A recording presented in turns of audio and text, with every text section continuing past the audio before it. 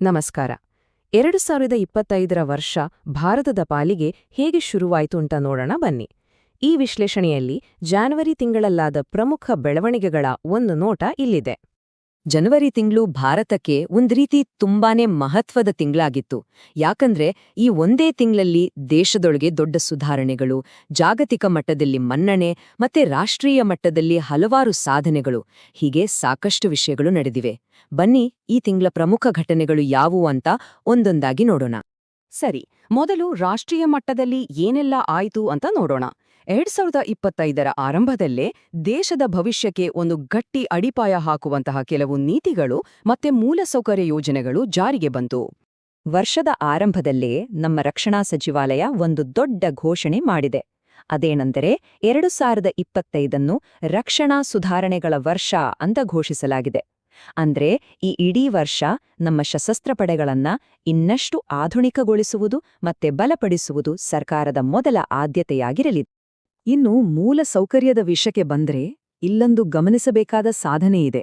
ಕಳೆದ ಕೇವಲ 10 ವರ್ಷಗಳಲ್ಲಿ ಭಾರತದ ರಾಷ್ಟ್ರೀಯ ಹೆದ್ದಾರಿ ಜಾಲ ಬರೋಬ್ಬರಿ 60% ವಿಸ್ತಾರವಾಗಿದೆ. ಇದು ಸಣ್ಣ ಮಾತಲ್ಲ. ಈ ದೊಡ್ಡ ಬೆಳವಣಿಗೆ ದೇಶದ ಸಂಪರ್ಕ ವ್ಯವಸ್ಥೆಯನ್ನೇ ಬದಲಿಸಿಬಿಟ್ಟಿದೆ. ಹಾಗಿದ್ರೆ ಈ ವಿಸ್ತರಣೆಯ ಪರಿಣಾಮ ಏನು? ಇದರಿಂದ ಆಗಿರೋದೇನಪ್ಪಾ ಅಂದ್ರೆ, ಭಾರತ ಈಗ ಚೀನಾದ ನಂತರ ಇಡೀ ವಿಶ್ವದಲ್ಲೇ 2ನೇ ಅತಿದೊಡ್ಡ ರಸ್ತೆ ಜಾಲವನ್ನು ಹೊಂದಿರೋ ದೇಶವಾಗಿ ಹೊರಹೊಮ್ಮಿದೆ. ಇದು ನಮ್ಮ ದೇಶದ ಆರ್ಥಿಕತೆಗೆ ಒಂದು ದೊಡ್ಡ ಬೂಸ್ಟ್ ಕೊಡುತ್ತೆ ಅನ್ನೋದ್ರಲ್ಲಿ ಸಂಶಯವೇ ಇಲ್ಲ. ದೇಶದ ಈ ಪ್ರಗತಿಯ ಸ್ಫೂರ್ತಿ 2025ರ ಗಣರಾಜ್ಯೋತ್ಸವ ಪರೇಡ್ನಲ್ಲೂ ಕಾಣಿಸಿಕ್ತು. ಸ್ವರ್ಣಿಂ ಭಾರತ್ ವಿರಾಸತ್ ಔರ್ ವಿಕಾಸ್ ಅನ್ನೋ ಧ್ಯೇಯವಾಕ್ಯ, ಅಂದ್ರೆ ಸುವರ್ಣ ಭಾರತ ಪರಂಪರೆ ಮತ್ತು ಅಭಿವೃದ್ಧಿ.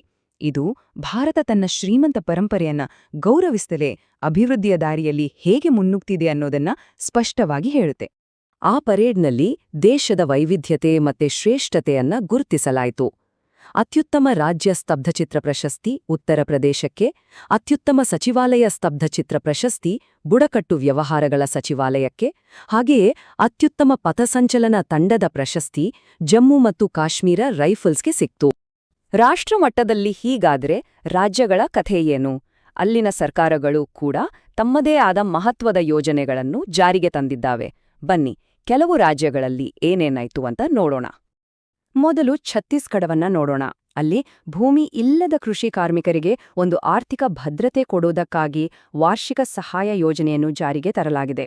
ಈ ಯೋಜನೆಯ ಪ್ರಕಾರ ಅರ್ಹರಿಗೆ ಪ್ರತಿ ವರ್ಷ 10,000 ರೂಪಾಯಿಗಳ ನೇರ ಆರ್ಥಿಕ ಸಹಾಯ ಸಿಗಲಿದೆ.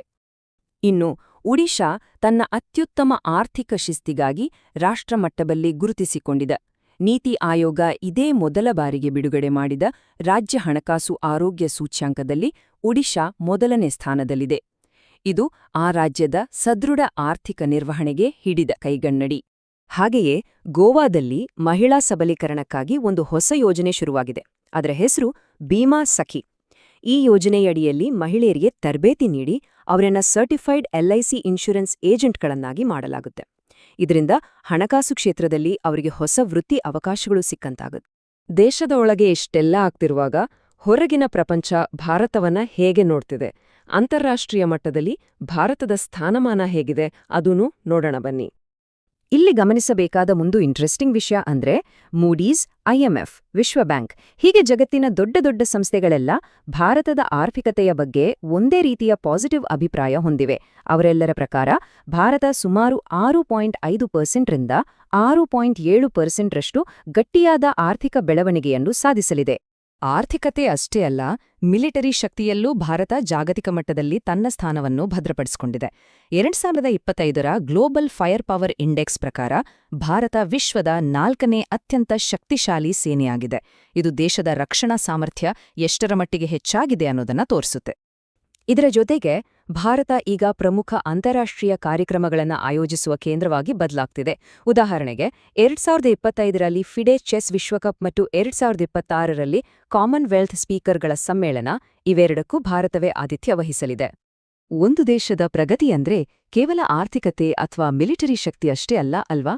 ಅದಕ್ಕೆ ಕಾರಣರಾದ ಸಾಧಕರನ್ನು ಗುರುತಿಸಿ ಗೌರವಿಸೋದು ಕೂಡ ಅಷ್ಟೇ ಮುಖ್ಯ. ಜನವರಿ ತಿಂಗಳು ನಾಗರಿಕ ಮತ್ತು ಕ್ರೀಡಾ ಕ್ಷೇತ್ರಗಳಲ್ಲಿ ಅಸಾಧಾರಣ ಕೊಡುಗೆ ನೀಡಿದವರನ್ನು ಗೌರವಿಸುವ ತಿಂಗಳಾಗಿತ್ತು. ಈ ವರ್ಷ ದೇಶದ ಅತ್ಯುನ್ನತ ನಾಗರಿಕ ಗೌರವಗಳಲ್ಲಿ ಒಂದಾದ ಪದ್ಮ ಪ್ರಶಸ್ತಿಗಳನ್ನ ಒಟ್ಟು 139 ಗಣ್ಯರಿಗೆ ನೀಡಲಾಗಿದೆ. ಬೇರೆ ಬೇರೆ ಕ್ಷೇತ್ರಗಳಲ್ಲಿ ಅಸಾಧಾರಣ ಸೇವೆ ಸಲ್ಲಿಸಿದವರನ್ನ ಈ ಪ್ರಶಸ್ತಿಗಳ ಮೂಲಕ ಗುರುತಿಸಲಾಗುತ್ತೆ. ಇವುಗಳಲ್ಲಿ ದೇಶದ 2ನೇ ಅತ್ಯುನ್ನತ ನಾಗರಿಕ ಪ್ರಶಸ್ತಿಯಾದ ಪದ್ಮವಿಭೂಷಣವನ್ನು 7 ಗಣ್ಯರಿಗೆ ನೀಡಲಾಗಿದೆ. ಅವರಲ್ಲಿ ಕಲಾಕ್ಷೇತ್ರದ ದಿಗ್ಗಜರಾದ ಎಲ್. ಸುಬ್ರಹ್ಮಣ್ಯಂ ಮತ್ತು ಕುಮುದಿನಿ ಲಖ್ಯಾ, ಹಾಗೆಯೇ ಸಾರ್ವಜನಿಕ ವ್ಯವಹಾರಗಳ ಕ್ಷೇತ್ರದಲ್ಲಿ ಸೇವೆ ಸಲ್ಲಿಸಿದ ಜಗದೀಶ್ ಸಿಂಗ್ ಖೇಹರ್ ಕೂಡ ಸೇರಿದ್ದಾರೆ. ಇನ್ನು ಕ್ರೀಡಾ ಕ್ಷೇತ್ರಕ್ಕೆ ಬಂದ್ರೆ ದೇಶದ ಅತ್ಯುನ್ನತ ಕ್ರೀಡಾ ಗೌರವವಾದ ಮೇಜರ್ ಧ್ಯಾನ್ ಚಂದ್ ಖೇಲ್ ರತ್ನ ಪ್ರಶಸ್ತಿಯನ್ನ 4 ಜನ ಅಪ್ರತಿಮ ಕ್ರೀಡಾಪಟುಗಳಿಗೆ ನೀಡಲಾಗಿದೆ.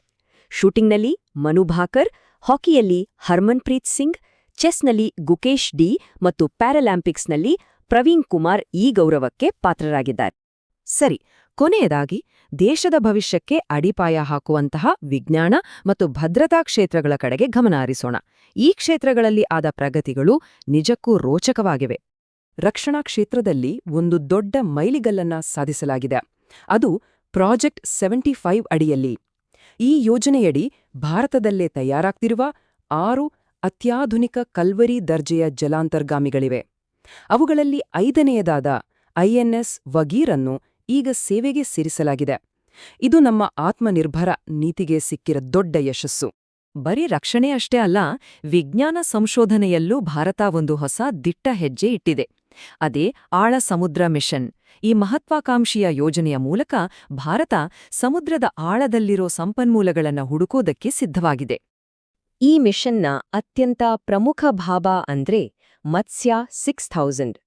ಇದು ಸಂಪೂರ್ಣವಾಗಿ ನಮ್ಮ ದೇಶದಲ್ಲೇ ತಯಾರಾದ ಒಂದು ವಿಶೇಷ ಜಲಾಂತರ್ಗಾಮಿ.